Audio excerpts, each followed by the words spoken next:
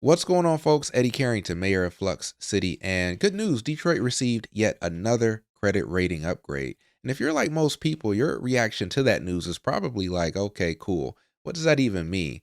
Credit ratings sound like one of those boring finance stories that only bankers and accountants care about.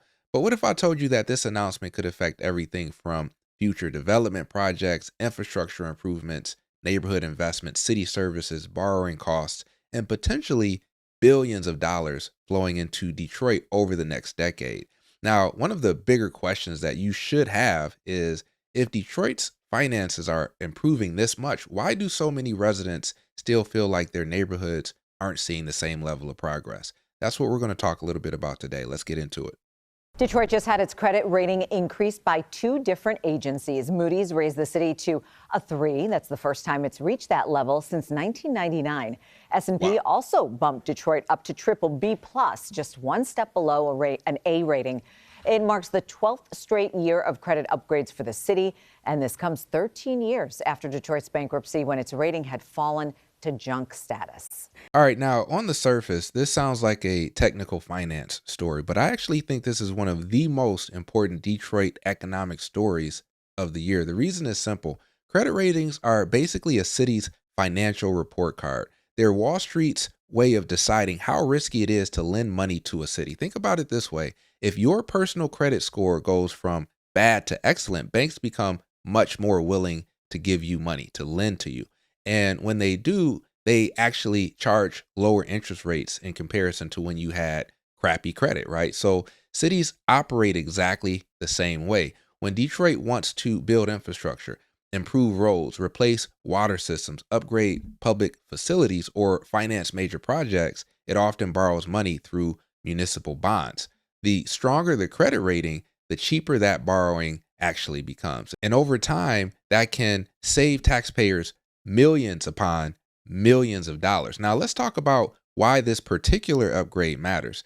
The report mentions that Moody's upgraded Detroit to A3. What's remarkable is Detroit hasn't reached that level since 1999. Think about everything that has happened since 1999: the housing collapse, the Great Recession, the auto industry crisis, population decline, foreclosures, and ultimately the largest municipal bankruptcy in American history. Detroit filed for bankruptcy in 2013. That's not ancient history. That's barely more than a decade ago. So, regardless of your political views, regardless of who gets the credit, right? The reality is that going from bankruptcy to reaching financial benchmarks not seen before the turn of the century is objectively significant. But here's where I think the conversation gets more interesting, because improved financial health and improved quality of life are not always the same thing. And that's where I think a lot of residents get frustrated. You can tell somebody that Moody's upgraded Detroit. You can tell them S&P upgraded Detroit. You can tell them that the city's balance sheet is improving.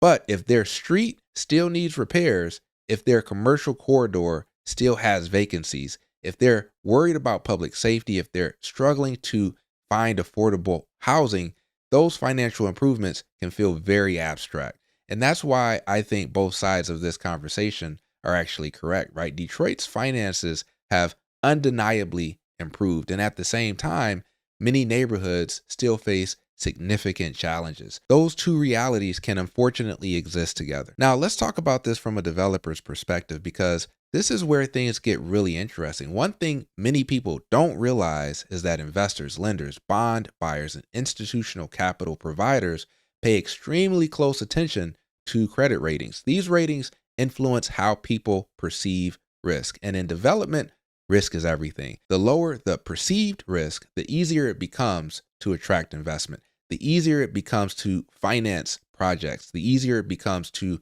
justify long-term commitments. That's why stories like this matter far beyond City Hall. Now, before everyone starts celebrating, let's add some nuance, because Detroit receiving a better credit rating doesn't suddenly make development easy. In fact, from my perspective, as a developer, financing projects today is still incredibly difficult. Construction costs remain elevated.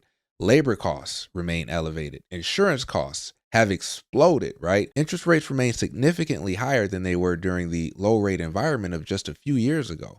Many projects that worked financially in 2019 simply do not work today without incentives. That's why you hear developers constantly talking about things like brownfield incentives, historic tax credits, affordable housing tax credits, gap financing, state grants, public private partnerships, new market tax credits. Without these types of tools, many projects never happen. And I think that's an important distinction. A stronger city balance sheet creates opportunities, but it does not automatically solve project economics. Those two are separate issues. Now, let's zoom out and look at the bigger Midwest picture. Detroit isn't alone here. Cities like Cleveland, Pittsburgh, Buffalo, Milwaukee, and other cities have experienced similar situations. They've improved financially while simultaneously trying to figure out how to spread growth more evenly across neighborhoods. The real challenge isn't stabilizing finances. The real challenge is translating financial stability into viable improvements that residents actually experience. That's much harder. And that's the question I think Detroit faces over the next decade, because at this point, the city has largely proven it can recover from bankruptcy. The city has largely proven it can improve its financial standing. The city has largely proven it can attract major investment. The next chapter is different. The next challenge is making sure that success reaches more neighborhoods, more commercial corridors, more homeowners, more renters, more small businesses, more Detroiters, because ultimately residents don't experience credit ratings. They experience neighborhoods. They experience streets. They experience parks. They experience local businesses. They experience quality of life. And that's the scoreboard that I think matters most to most Detroiters. So yes, this is absolutely good news for the city of Detroit. But I think the ongoing question needs to continue to be, how do we turn stronger financial metrics into stronger neighborhoods?